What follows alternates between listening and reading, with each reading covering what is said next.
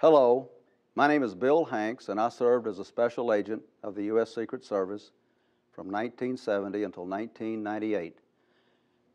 President Johnson had been out of office for a little over a year when I became a special agent. I had the privilege of driving him on numerous occasions during the last 2.5 years of his life. I was an agent in the Austin field office where we divided our time between working criminal cases and protective duty. As part of the Treasury Department, our criminal investigations included counterfeiting and the forgery of U.S. government checks.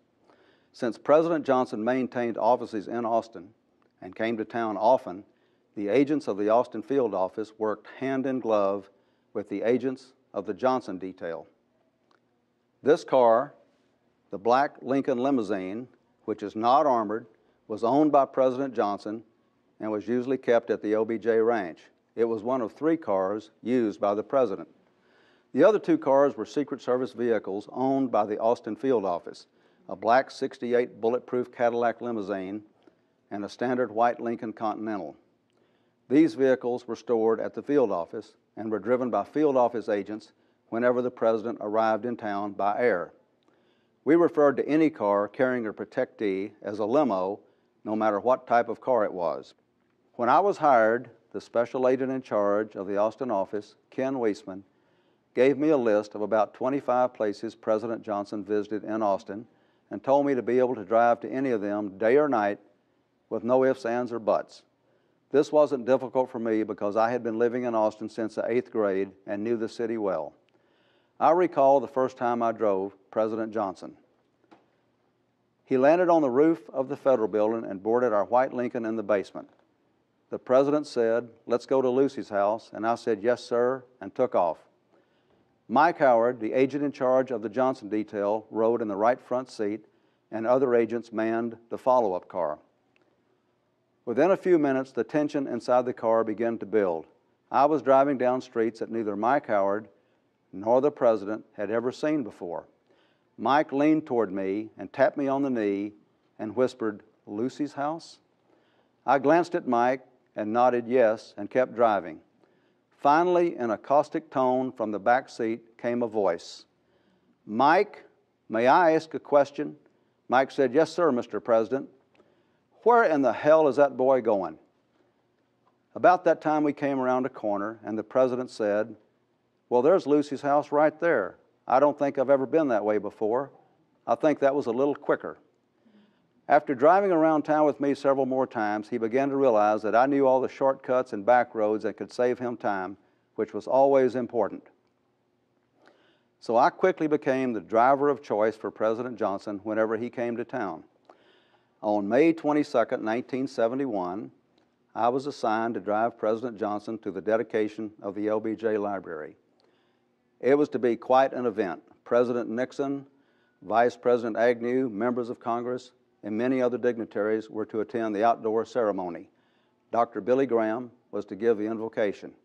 That Saturday morning, President Johnson needed a haircut, so we took him to a barbershop called the Razor's Edge, located near the present-day Seton Hospital. We were using our field office white Lincoln that day. Mrs. Johnson actually arrived at the library separately that morning in this car, the black Lincoln Limousine, driven by Hal Purvis of the Johnson detail. We left the barbershop about 9:30 a.m. and headed for the library. Mike Howard was again in the right front seat. As we traveled to the library, the President was going over his speech. At one point, he had to recite how many documents were housed in the library, and for some reason, he never could seem to locate the number on the page when he needed it. Finally, Mike Howard said, "Mr. President, why don't you write it on your hand?" So that's what he did. The dedication went off without a hitch, and at the end of the day, the President was very happy. Later that year, I was driving President Johnson and Walter Cronkite around Austin, and Mike Howard was again in the right front seat. The President said, "Walter, this boy is the best driver I ever had. He knows every Indian trail in Austin.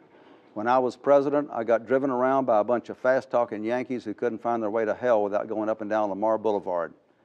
That was about the best compliment I ever received from the President, and it was delivered in typical LBJ fashion. The last time I drove President Johnson was on January 16, 1973, to the inauguration of Governor Dolph Briscoe on the south steps of the state capitol. President Johnson died 6 days later at the LBJ Ranch. Sometime later, I was transferred from the Austin field office to the Lady Bird detail. Mrs. Johnson, now a widow, said, "Well, boys, pack your bags, we're going to see the world."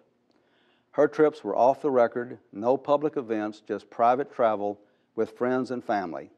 I spent the next 3.5 years with Mrs. Johnson as she visited much of the United States and many countries throughout the world.